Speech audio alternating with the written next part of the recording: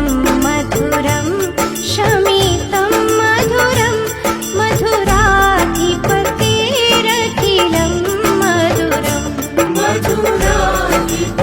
मधुराधिपतेरखिलं मधुरम्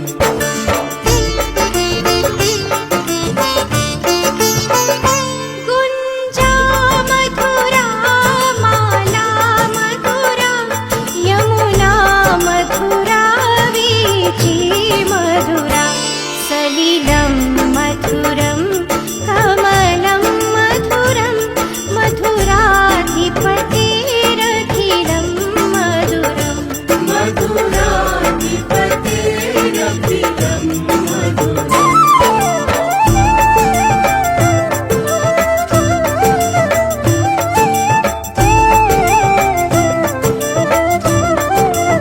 गोपी मधुरा लीला मधुरा युक्तं मधुरं मोक्तं मधुरं दृष्टं मधुरं शिष्टं मधुरं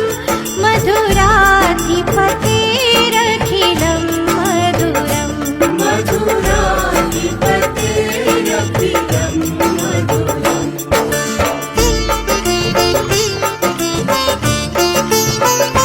गोपी मधुरा गावो मधुरा यष्टिर्मधुरा सृष्टि मधुरा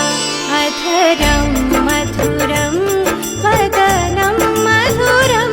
नयनं मधुरं हसितं मधुरं हृदयं मधुरं